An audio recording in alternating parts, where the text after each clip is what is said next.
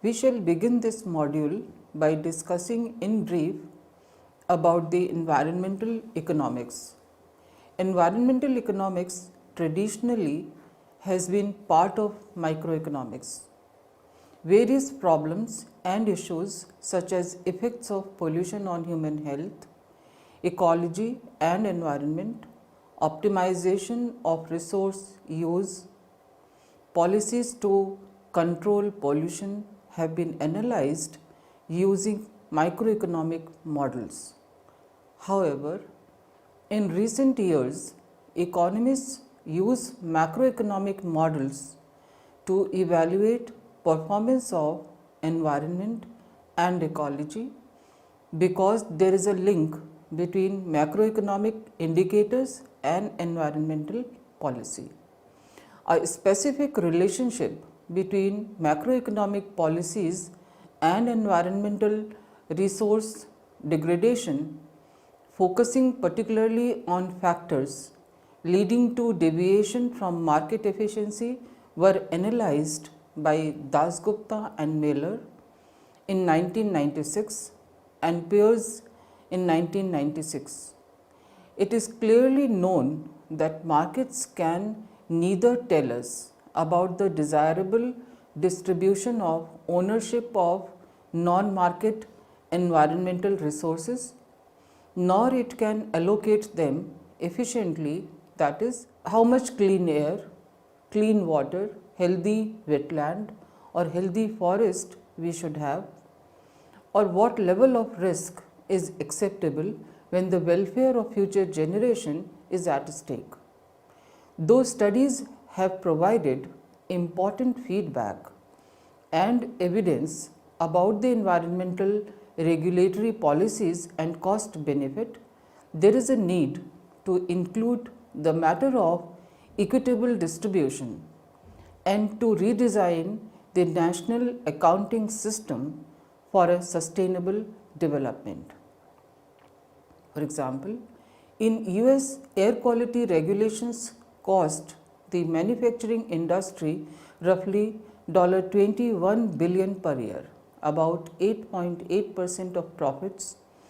The second prospective report conducted by the Environmental Protection Agency estimates that the direct benefits from the 1990 Clean Air Act amendments are $2 trillion for the year 2020 or 9% of GDP.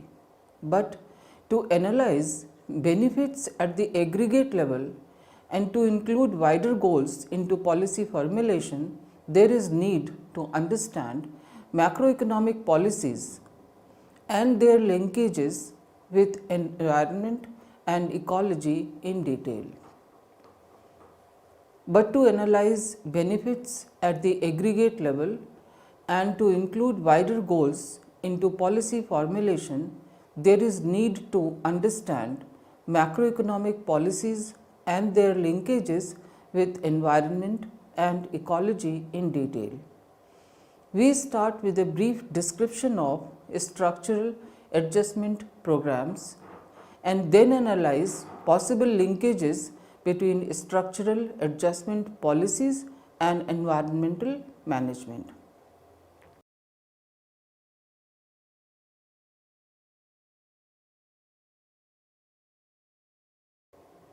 After reading this module, you will be able to learn about the linkages between macroeconomic policies and environment, structural adjustment programs and their impacts on environmental resources, empirical researches providing evidence for SAP's implementation and impact of these policies on environment, sustainable development and the goals of sectoral and macroeconomic policies, importance of second-best policies, requirement of ISLM models modification, action impact matrix and improvement in the conventional system of national accounts to achieve the sustainable development.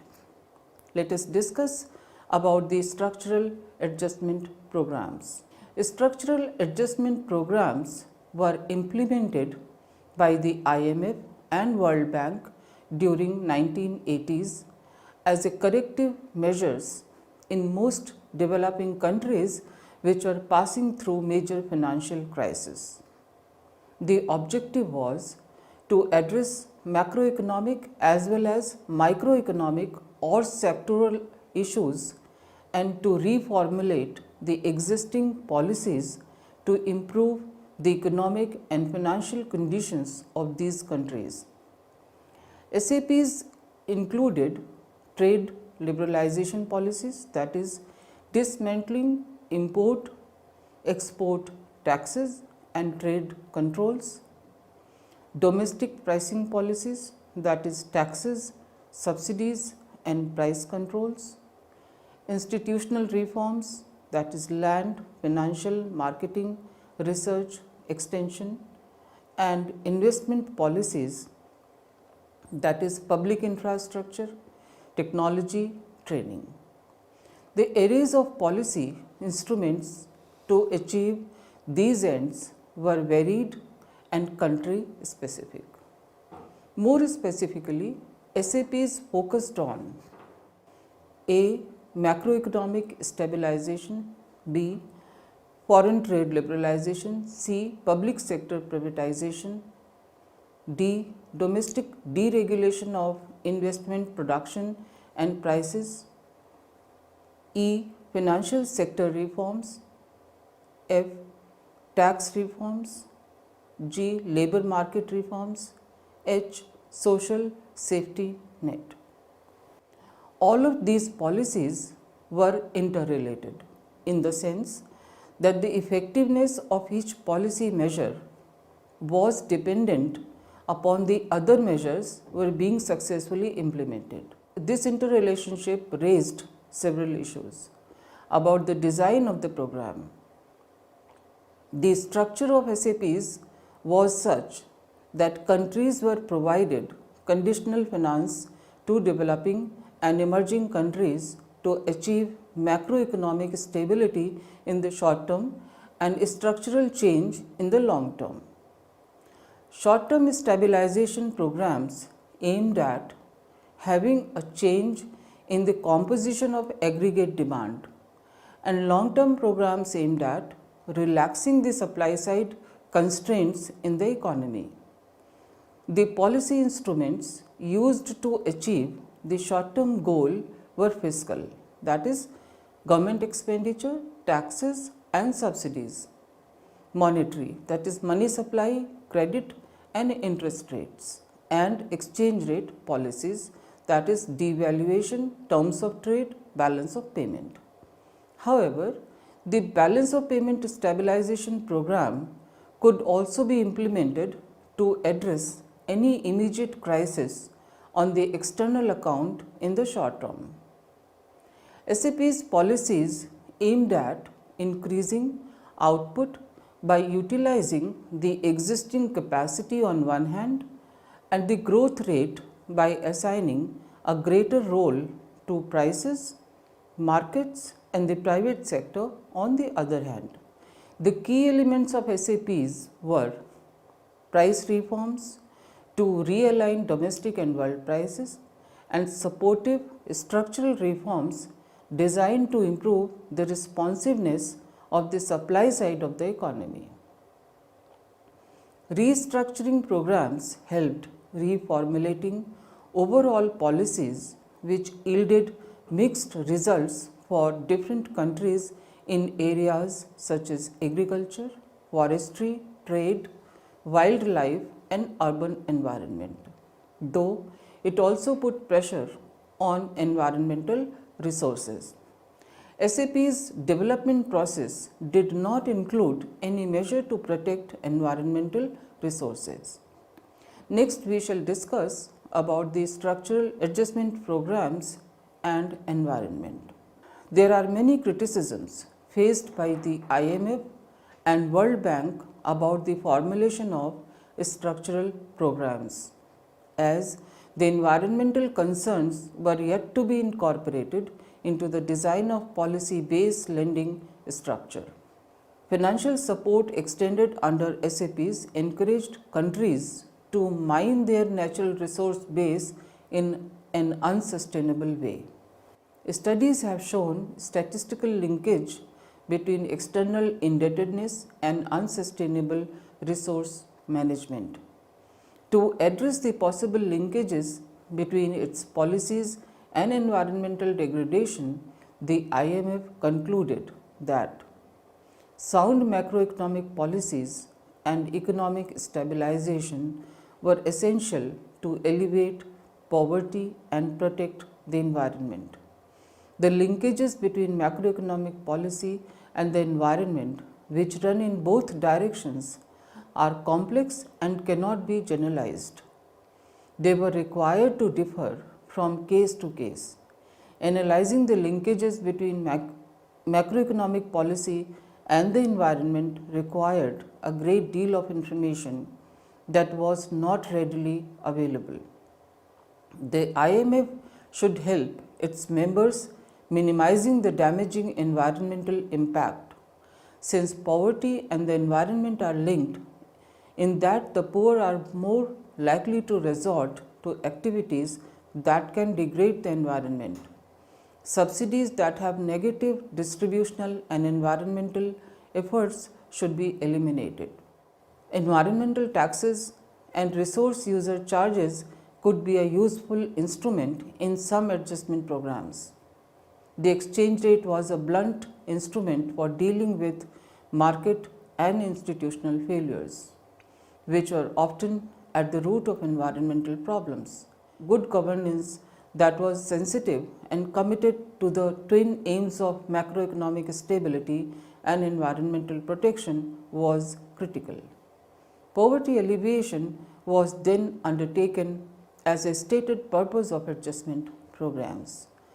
Now we will move on to discuss the literature survey macroeconomy environment linkages. Many studies have analyzed the linkage between environment and macroeconomic policies.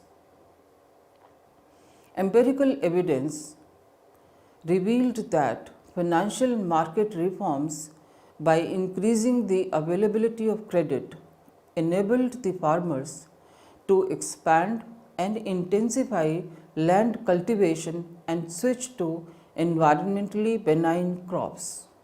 Grossman and Kruger in 1995 analyzed the existence of U-shaped Kuznets curve, which shows a relationship between per capita income and various indicators of water and air pollution. They argued that it was clear that the environmental quality declines with the increase in per capita income at the initial levels of growth, but it was not clear that continued growth reverses the trend, as the relationship varied widely by country and the type of environmental degradation. Impacts of pricing reforms in energy sector in Sri Lanka were reported to be positive, as there was a shift from dirty fuel to electricity, causing a fall in air pollution. However, the public sector reforms policies which advocated reductions in public expenditure adversely affected the urban environment. Riddle in 1997 argued that in general, SAPs impoverished human life in African cities by increasing the cost of living, reducing wages, social services and housing, and decreasing employment facilities. It was suggested, therefore, that country-specific SAP policies should be designed for better outcomes, as the effects of SAPs were different in different countries. It was further argued that complementary environmental policies could be undertaken to counteract any adverse impacts of growth-oriented macroeconomic policies as a short-run remedy and more integrated approach as a long-run solution. Moving on to discuss about the sustainable development.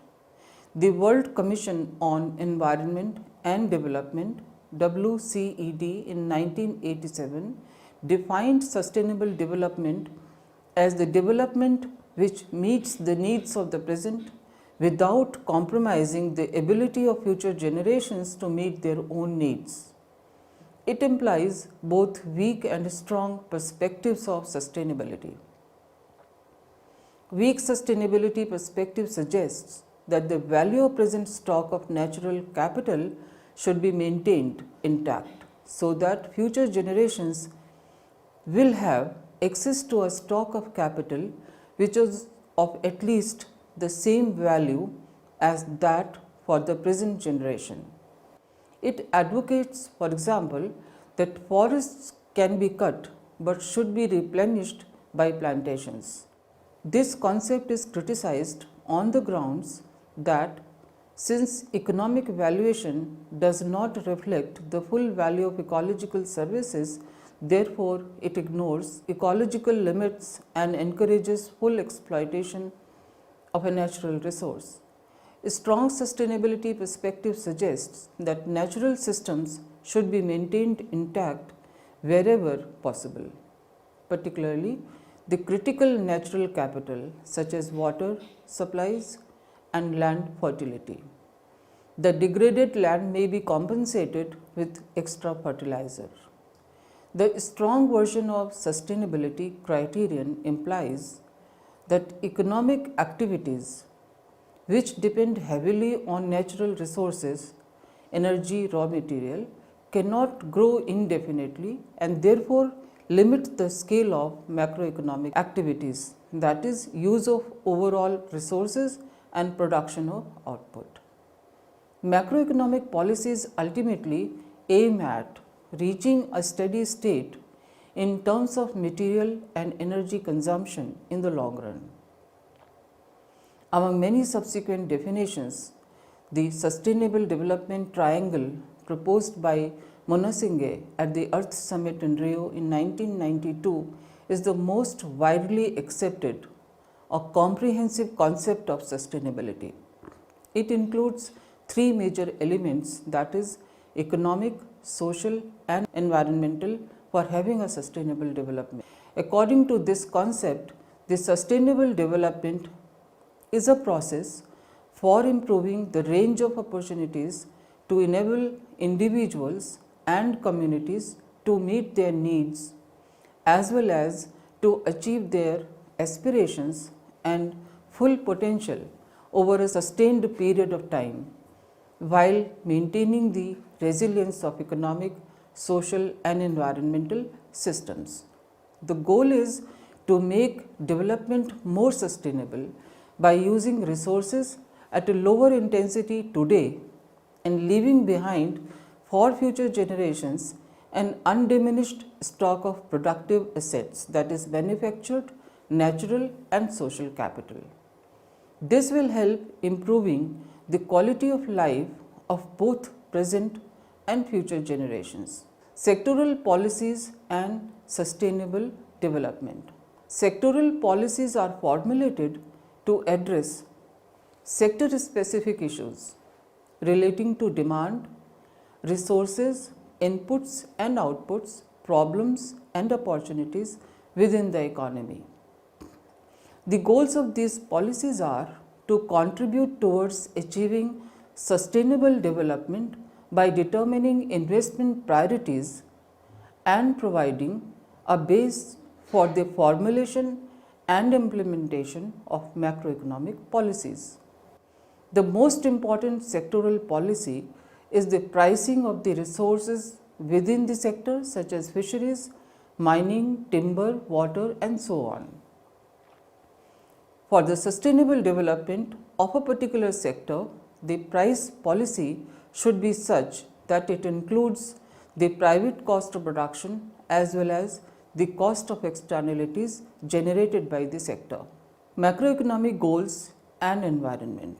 The objectives of macroeconomic policy should be to have economic stabilization along with distributional equity and also to include broad social goals such as income security, education and universal health care, and the management of economic growth for achieving environmental sustainability. But there is nothing in standard economics which guarantees that economic growth will be either equitable or environmentally benign. Moreover, to fulfill the basic needs of consumption of food, housing, and other goods for the large numbers of people in the world, some kind of economic growth is essential. Specific policies for sustainable development are therefore needed. In this regard, Delhi HE in 1991 suggests that growth should be limited to a sustainable economic scale rather than to an exponential growth scale. The idea is to provide a theoretical basis for the reorientation of macro policy at the national and international levels, linking efforts to promote local level sustainability and equity with greening and restructuring of multilateral institutions. Anthony Hayes suggests that the traditional ISLM model can be extended by including environmental constraints as ISLMEE. Let us discuss about the ISLM model and environment. Conventional ISLM macroeconomic analysis may be extended to incorporate environmental variables and then analyze changes in the stock of environmental assets over time. IS and LM curves will shift to restore any deviations in equilibrium depending on the type of monetary or fiscal, that is expansionary or contractionary policies are required to be adopted in an economy.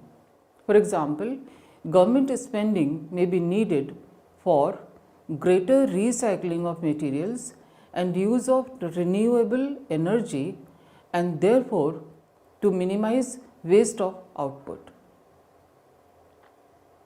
Efficient transportation systems which replace energy intensive automotive transport with high speed trains, public transit, greater use of bicycles, and redesign of cities and suburbs to minimize transportation needs. Effects of fiscal policy: taxes and subsidies, domestic investment, including infrastructural investment, affecting cost of resource extraction and environmentally degrading activities, cleanup and other environmental equipment, and the inclination to invest in projects that have long run versus short run consequences. Effects of monetary policy: monetary policy with a focus on exchange rate regime and also the domestic interest rate would affect the functioning of the financial sector, including control and regulation of credit and financial markets, the degree to which foreign direct investment and foreign ownership are encouraged and regulated, the implications of financial crisis and disasters with major impact on GDP, employment and balance of payments, and policy responses to crisis. Thus, the macroeconomic policies should take into account the environmental concerns along with economic growth at a sustainable scale. This adds a new dimension to macroeconomic policy, which is important for both developed and developing economies in the 21st century. Now, we shall understand the second best policies.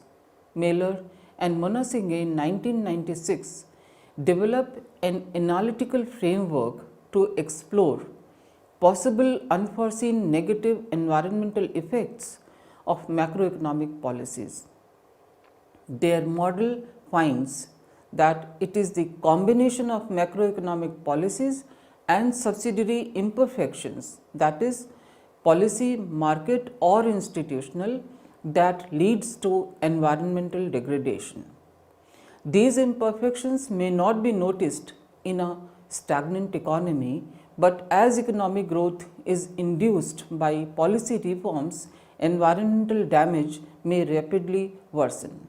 The first best remedy would be to eliminate these subsidiary imperfections without changing macroeconomic policy. If constraints prevent or delay the correction of imperfections, then a second best situation is to modify macroeconomic policies to achieve environmental and social gains. The complementary macroeconomic policies may include a. Shifting the tax burden from income and capital to the use of fossil fuels and resources, that is, imposition of green taxes. It may reduce the consumption of energy and material intensive economic activities and encourage labor intensive economic activities.